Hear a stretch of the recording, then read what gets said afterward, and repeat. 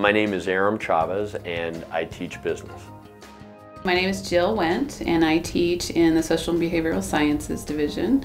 I teach psychology and sociology courses. My name is Robert Payne. I teach sociology. I'm Allison O'Neill and I teach psychology and anthropology here at Chandler-Gilbert. Gautreau, my discipline is mathematics. I'm Eileen Engle and I teach Introduction to Art, Art History.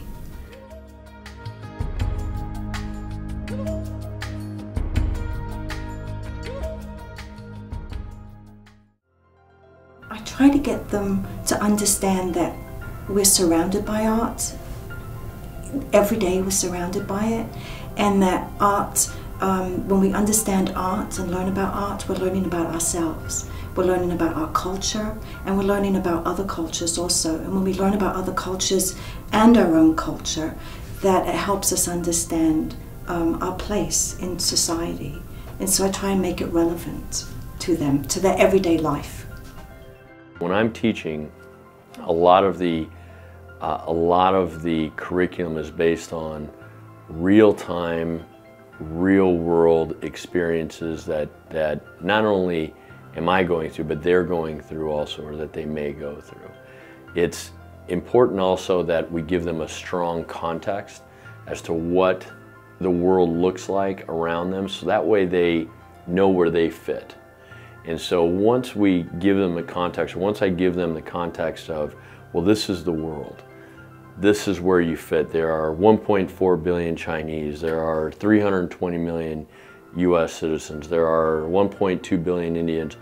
That gives them a context as to where they are in the world. When you start giving them that, I think that opens up their mind in terms of wanting to be engaged and wanting to come to class and not only just do the work, but overperform.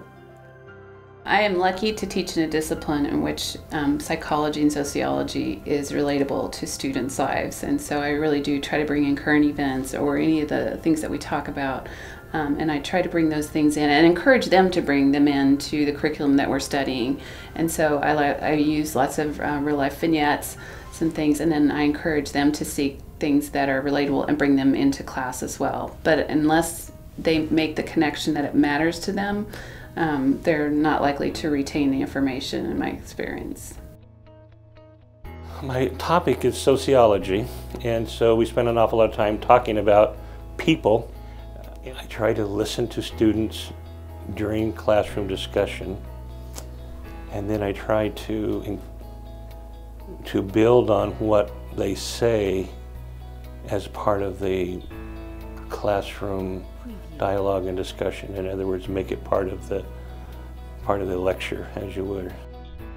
Well, I get to class a little early, and very quickly, early in the semester, I start kind of learning personal things about my students, just chatting. And then, because it's psychology primarily, we start relating that, things they've said, and then we kind of like draw that out when we talk about certain topics. And I'll say, oh, how does that relate? Because you said you worked in such and such a place. And then someone will share that. So I'm always having student interaction in the classroom, as far as we don't just learn a topic, we learn something, then we discuss. And it's always kind of this back and forth. It's like, okay, we're learning these things, but then how do we apply it? So we do that verbally, but they also do, like in my Psych 101 classes, for instance, they do a journal project. In my Psych and Culture classes, we do an interview project where they interview somebody from a different culture about they're trying to get at different psychological concepts. But what they end up learning about is more about themselves. So then they have to write about that. So it's basically all tying it into what is going to be useful for them in their lives, because there's no point in just coming in and learning things and then forgetting it. So it's getting them to the point where they can use it. And almost universally, my students tell me that when they do the interview project or the journal project in Psychology 101, that's the thing they learned the most from, that they did. So everything, that we talk about in class kind of leads them to that, to get them to that point.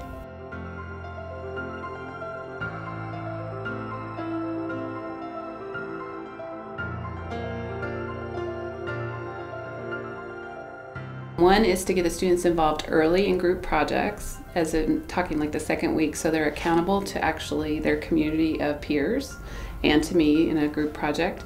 The second one is to get them involved in service learning. I think as we do things in the community as a group, it really helps with the retention and engagement. They feel like they're part of the connection. In this case, we went to the Chandler Food Bank and to the Sojourner Center, which helps with domestic violence victims.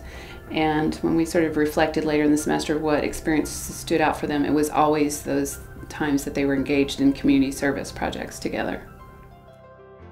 In art history, there's a lot of dates and titles and artist names and periods and styles that they have to know. And so I teach them how to not just memorize, but how to learn these titles and the dates and so forth, that if they see the image, that the image, to look at the image, to see something in that image that will jog their memory about a time period, about a date, about the title of the artwork itself. Because often when you see the image, the title is right there, right in front of us. So I teach them how to look at the art for the information rather than just having to memorize it. I find a lot of students come into the class, come into art history, and they really don't understand what studying is or how to study. I think they find that when they're taking notes in class that that's enough, but oftentimes I find that studying involves rewriting some information down, and flashcards are really an excellent example. The actual making of the flashcard, cutting out the image, getting the image, cutting it out, pasting it onto the flashcard, or however they get the image onto the flashcard. And then on the back of the flashcard, writing down the salient points about that image that they know is going to be covered on an exam. That process in and of itself is also part of the learning process, because when they're doing that, I mean, they're active and they're not just sitting there looking at the image. They become involved with it. I have a quiz every class, but it's not just over the content. It's over some real world and real life, real time events. Before I give a quiz, I prepare the real time events that I think are relevant for that particular class, that teaching. And I let them tell me examples of some similar events that I have just given them. And then they go out, and it's their responsibility to then go out and provide those examples to me on the next quiz in the next class. So that keeps them engaged, it gets them excited, and it's not just a quiz. It's more of a information, it's kind of like an Easter egg hunt, if you will.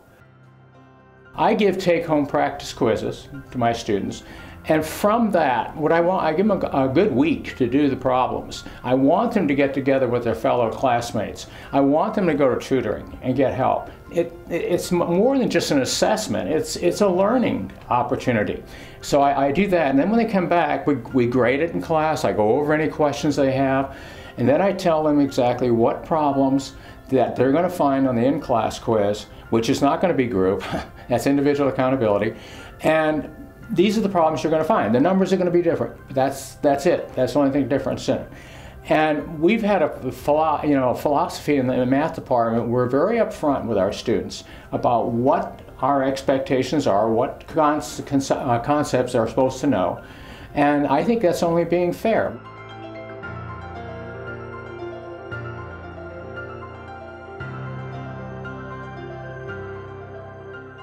So I think they enjoy coming to class. I think that's one of the things, is that students have to want to be there. And one of the things that makes them want to be there is if it's fun. I want the students to dream, and in business we need to dream either in the marketing department or in the R&D department in innovation, or in the very beginning courses, the intro to business courses. They need to know how to dream. They need to put those dreams down on paper and look at creating a business if it's an entrepreneurship class. How do we accomplish that? I really like to teach. I really enjoy teaching. To me, teaching is exhilarating. To be real honest, when I come here in the morning, I'm kind of a little tired and a little sleepy. And then after I've taught my class, I'm ready to go. I'm all pumped up. It just makes me feel good. What I really truly love is the lower level developmental classes. These students are so paranoid of mathematics. They have so much anxiety from previous really horrific experiences. So what I've always believed in from day one is when I walk into that classroom, I believe that I walk in there and I have a knitting coming out of me that this is going to be the best class I have ever had, and these students are going to be the most successful students that I've ever had. I feel they can feel that. In order to get over math anxiety, one has to understand math conceptually. And to do that, one has to know the reasons why it's done the way it's done. And if you understand that, then the fear starts to leave. And once the students start to really feel that you care about their success and that they have a chance of actually succeeding in a math class, which they thought they never would be able to do, their rear ends are glued to the seat.